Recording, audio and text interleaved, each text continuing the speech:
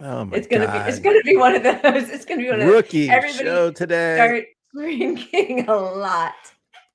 I'm going to spin the wheel. Let's I do think that. that's a good plan. Yeah, baby.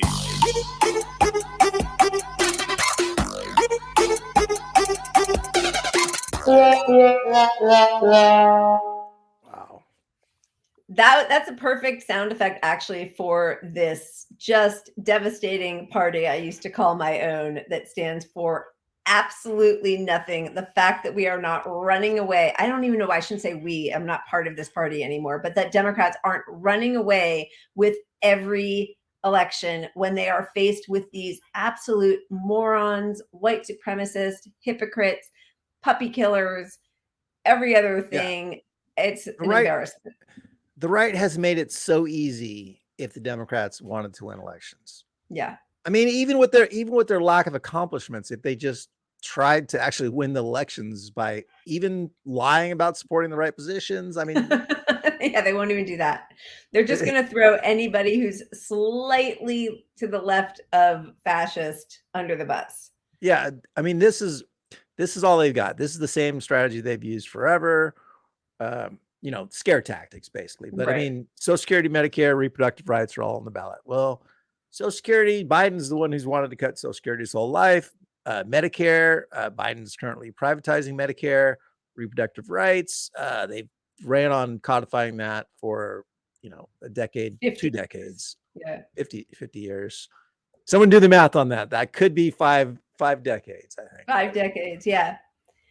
Yeah. And it's funny. I saw Bernie Sanders came out with an editorial in or opinion piece in the I think the Guardian about how Democrat, and he started with saying, yes, Roe is important, but if that is all Democrats run on and not the economy, there's going to be a real problem for the midterms.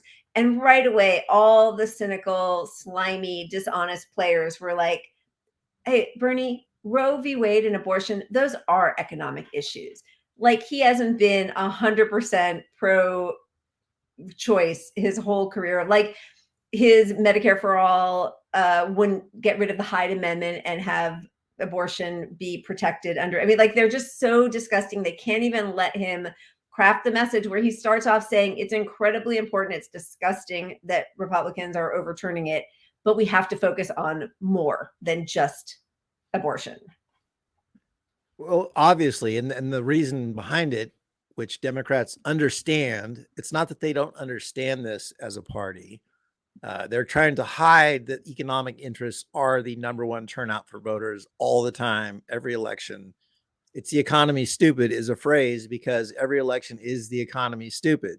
Right. And so everything bad in everyone's life gets blamed on the current presidency, which is why the current party usually loses the midterms. It's why it's easy to run against somebody because, everything bad gets pointed towards Biden. Right. But, that's why you need to run on accomplishments to change people's situations, not like it's going to get worse. Like it's going to Yeah. get worse doesn't get your own base out.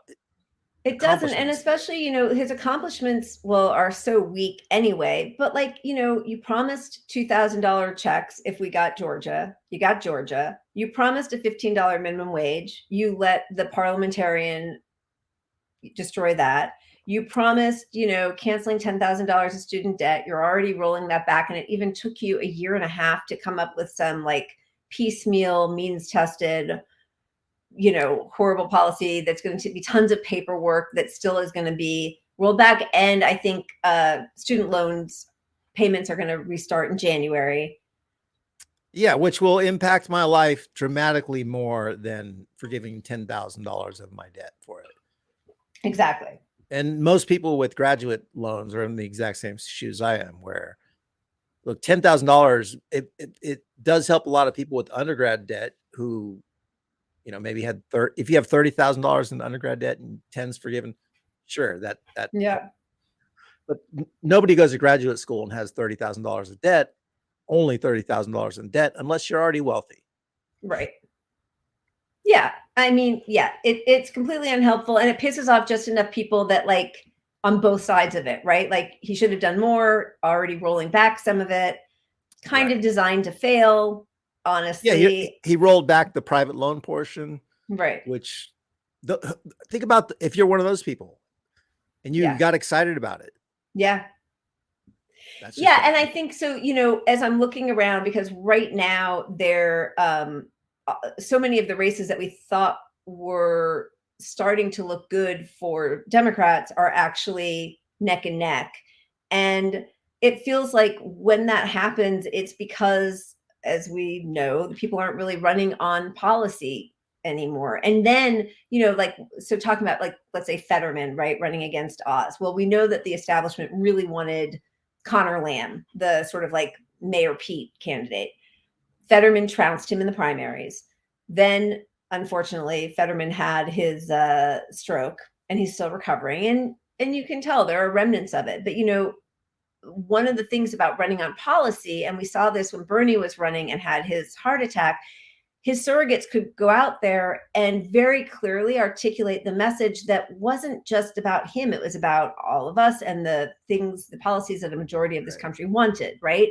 And I feel the same about what could be the same about Fetterman, even though I don't think he is quite as progressive as I would like him to be.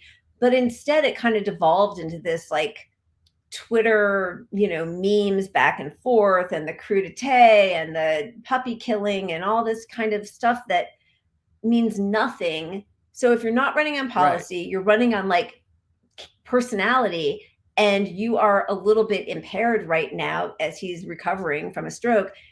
Right now, it looks like he and Oz are tied, which is frightening.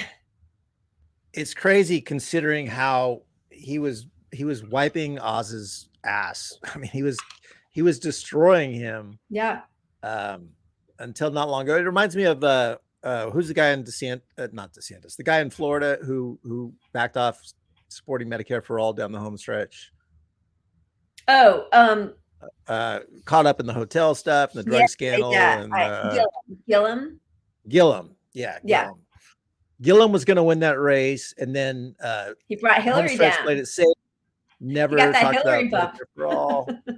Yeah. Right. So why are they doing that? I mean, it's like they want to lose these races or something. It just makes no sense. I mean, part of it is probably Democratic consultants getting in their own ears, but in Fetterman's case, he's not getting Democratic consultant support. Democratic Party doesn't want him to win, which is why they're actively hurting him, which is why MSNBC and these other mainstream medias are hurting him. They don't want a progressive to win. And we can have disagreements on Fetterman. He's problematic in some areas too. But the establishment definitely doesn't want Fetterman. That's kind of undeniable because they're highlighting all of his stroke issues. They don't have to be highlighting that. They can be, if they are truly like, even if you're MSNBC, your whole narrative is like, yeah, we're leftish, we're here for leftists. Like lean forward leftist support channel. Yeah. We're not actually the news. Yeah, and instead they hire like the George W. Bush speechwriters like Nicole Wallace, who we have this clip where she's basically trying to sabotage Fetterman with anecdotal, evidence that he's not that popular anymore. So this is MSNBC, the left-leaning network. Are you putting it on, or am I? I got it right here. Let's do it. Okay. As well. And I wonder if you have any concerns if the results of the election will be trusted. And you've got a lot of, I went in and read all the local coverage. You've got a lot of voters telling reporters they plan to vote for you and Oz. I mean, do you think that the results will be trusted and accepted by the citizens of Pennsylvania? I know I'll trust them, and I'll accept the results and the will of the good people of Pennsylvania. I trust the Republican and Democratic clerks who are running our elections in the 67 counties across Pennsylvania. It's true that my opponent has already begun to, cast doubt, as Donald Trump did in the elections before that. But, we can't stop that. I've got a lot of confidence in the Department of State and the Republican and Democratic clerks of elections to do their jobs and to respect the will of the people here in Pennsylvania.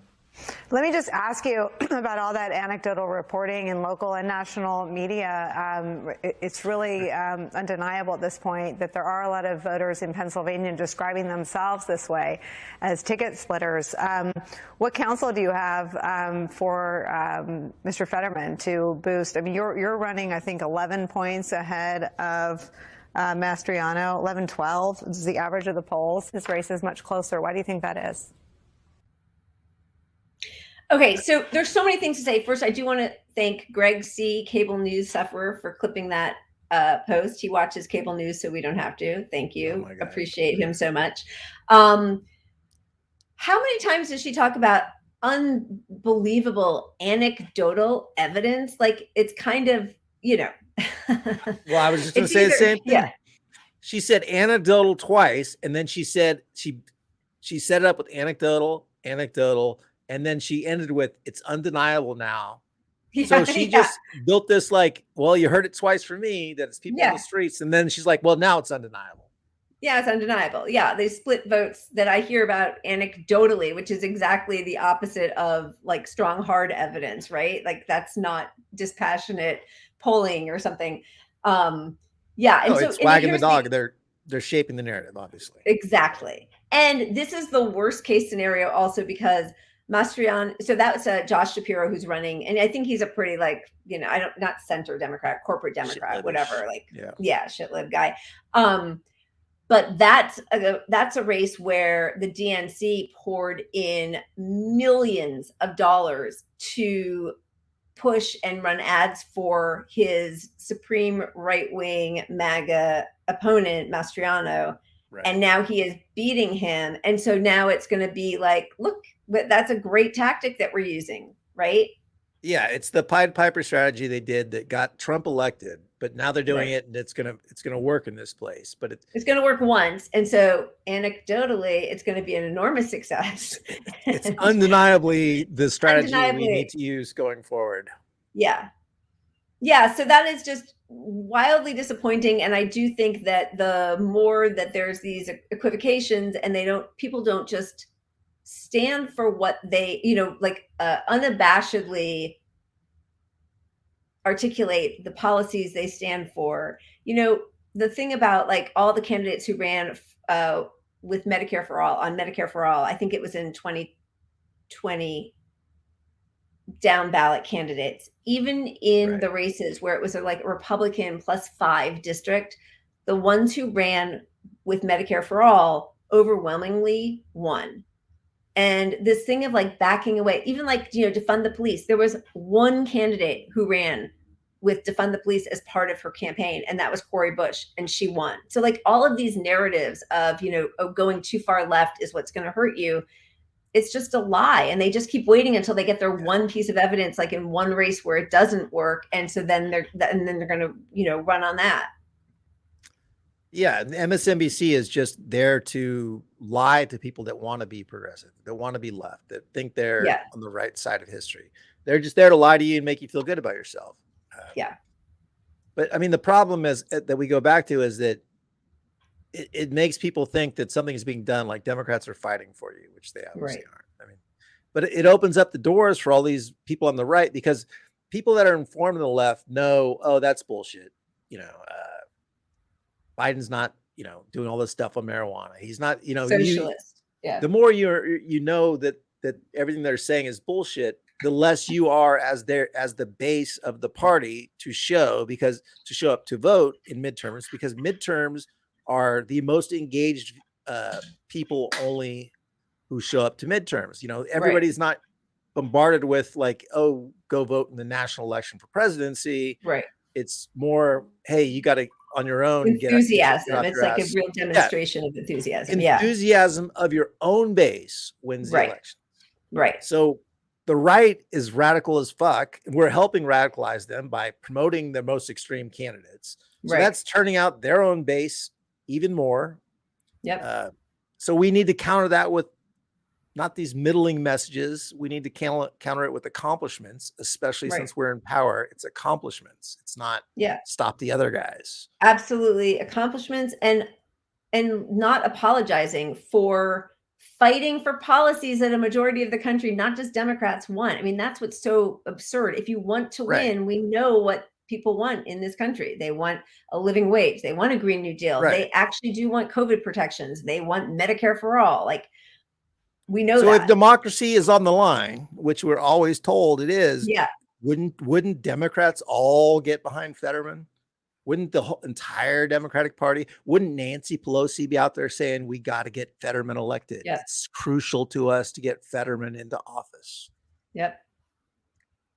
Nope. Nothing, nada. Instead, they're going to talk about, and I mean, it's so gross, but he just sat down for an interview. I don't know how many of you all got a chance to see with an NBC, and he needed closed captioning on his computer because he's having a little bit of a difficulty processing right now as he's recovering from his stroke.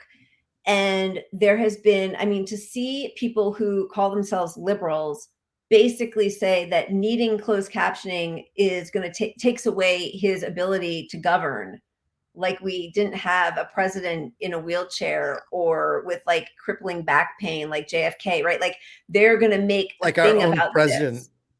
can't even read a teleprompter.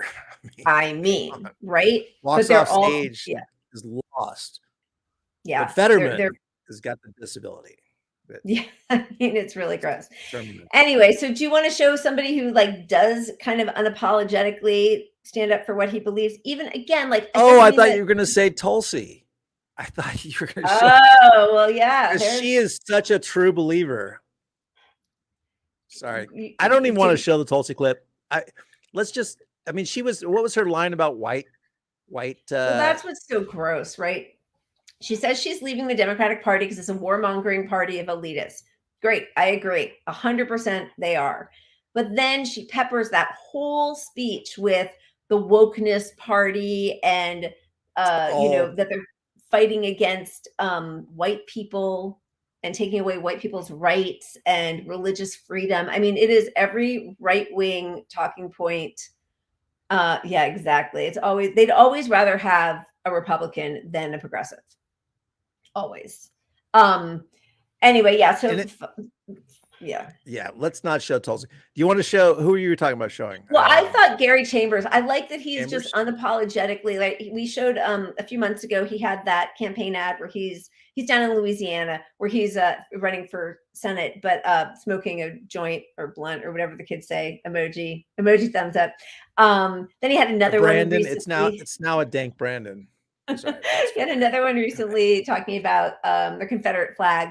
And then this is his latest one, which I think is great. I'm playing it now. History repeats itself, especially when we lie about it. And who's up next? Me. Come on up. So it is wise for us to tell the truth. My historical hero is Christopher Columbus. Who do we allow our children to call their heroes? In 1492, I set sail to find the continent of Asia, but instead I stumbled upon a new land, or so I thought. If we tell them that a ruthless conqueror was a great explorer, Surprise! There are already people there. So I pretended to be their friend. Wink, wink. that murderers were respected leaders, I killed as many as I could, with diseases that spread throughout the land. and that thieves and enslavers were savvy businessmen. Some I kept as servants, others I sent to Europe as slaves. Well, at least the ones that survived. Who does it benefit to hide the truth, if anyone at all? In 200 years, they won't tell you that I slaughtered an entire race of people to steal their land. But they will say they sat down and shared turkey. They won't explain that I laid the groundwork for the American slave trade. But they will force the descendants of slaves and slaveholders, indigenous people and immigrants, to call him an American hero and be happy about it. Wonderful presentation. History repeats itself, especially when we lie about it. So it's wise for us to tell the truth. Because if kids knew the truth about history, they'd all choose better heroes. I'm Gary Chambers, and I'm running for the U.S. Senate to help build a better future for our children and hope for tomorrow. Let's go. I love it. Love it. Yeah. I mean, there's all this talk about CRT, which it has been conflated with just learning actual history, which is not what CRT is. But all on the right wing who doesn't want to, their kids growing up with any anti-white messages, and he is there unapologetically talking about the history of who Columbus really was, and not saying we have to coddle white people feelings if we're telling history. We don't want to repeat history. So few Democrats are willing to speak honestly about any of it. So I appreciate that he is like that. Absolutely. And Democrats are actively overfunding the police. It was like that. We don't have the study up right now, do we? But there was a recent study by I forget his name, Carrick. Oh, Carrick. Alec. I'm going to call him Alec because he's I Greek. can't pronounce it. Alec. Yeah. Alec. Yeah. But it just showed how the narrative is framed. I mean, they had a recent study on asking, it was something like 60,000 people were asked about it. But how you feel about funding social services more and less to the police and blah, blah, Yep. blah. And one of the findings was that wives of cops or spouses of cops actually were more in favor of defunding the police than most That's other right. groups, which was Yep. really interesting. But the point is that actual study showed that people supported what defund the police stands for, Yep. but they're so sold on this narrative that you shouldn't defund the police because actual Democrats are Crime putting is out this idea scary, that yeah. defunding hurts them. Right. So that message is sold to viewers, but so if you run on the actual issues and the Democratic Party cared about actually Right. saving democracy, Yeah. they would support all these popular issues. I think once and I know we're all on the same page on this, but once you understand that they're working for the exact same people the Republicans are working for, they're just taking a slightly different costume, which is the one that pretends to care about minorities, but then doesn't do anything material to help anybody that they pretend to care about. And in fact, are constantly telling the people who show up for them, their very base, that now is never the time, right? It's such hypocrisy and it's so dishonest. And once you see that, it's like you're not pro civil rights if you are constantly, as we have talked about before, holding people's civil rights over their head, like holding them hostage and saying, if you don't vote for us, then you're going to lose your constitutional rights. Like that shouldn't even be on the table. No, it should be too extreme. And I mean, let's just run through a few things recently that are, they should be running on. Mortgage rates off the charts. No one's going to be able to afford a house. That might be a big issue that would get voters out if you did something about this. Instead, we're actively trying to put more people out of employment. That's the actual raise those interest rates. Fed's strategy is to raise unemployment. COVID obviously screwed up a lot of people, but private health insurance is getting most of their money now. The private health insurance is getting most of their money from the government. So why wouldn't you just have the fucking Medicare for all, which would actually do something about it? Yep. I mean, to know that a third of the people who have died of COVID, it's being blamed on not having Medicare for all, not having universal health care, is so appalling that in this time we couldn't even manage to get healthcare for our people. It's really just astounding. Yeah. But here's why it doesn't change, because the donors are the richest Americans and they're living 15 years longer than the poorest people. So the system's working great if you're rich in this country. Absolutely. And then, I mean, I'm sure everybody saw that Ben Bernanke just got the Nobel Peace Prize or Nobel Prize in economics. 10 million people lost their homes under him. Unemployment more than doubled. Households lost over $14 trillion in wealth. Risky derivatives went up by $180 trillion, and the Fed gave Wall Street banks over $16 trillion in financial aid. And that's who's getting the Nobel Prize. So, I mean, it's like we're in an upside down world. Nothing even matters. If he gets a Nobel Prize for the way he handled the big bank bailout, Yeah, nothing matters. It's just a revision of history, and nope, people never knew. You know, if you watch CNN and MSNBC, you never know that Bernanke's a villain. And Yeah. now he's getting a medal, so he's a great guy. So whatever he has to say next, we should follow that advice because he got the Nobel Peace Prize. I mean, like Obama getting it right after bombing hospitals. Yeah, sorry. Right. No, I mean, absolutely. But I mean, the school, the universal free meal program expired. Why don't you run on? Well, first just off, need why two did you more let Democrats. it expire? We need like, 2 more Democrats. you know, student debt, like they pulled the private portion of paying off student loan debts, $10,000 of it. It's under lawsuit now. I mean, people, it may not ever happen.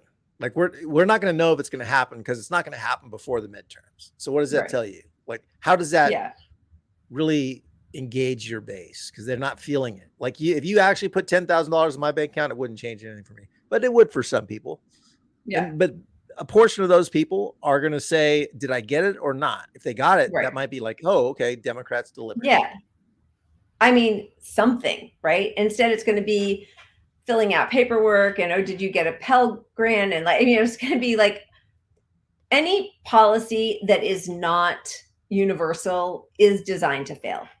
I mean, I think that's just the 100%. bottom line. As soon as it's means tested, as soon as you have to put in the work of filling out tons of paperwork and the bureaucracy, and, you know, there's a reason that, you know, well, we used to have good public schools, free public college. You know, I mean, nobody is pushing to get rid of universal health care in the countries that have it, apart from the politicians who get rich off of, you know, their donors and trying to privatize it, which is what's happening obviously in Britain right now.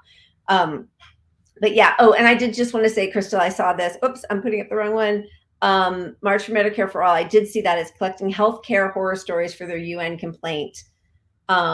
You know, I mean, I just think, as we all say, you know, fight on all fronts, do everything you can to bring attention to this, because it is a crime against humanity.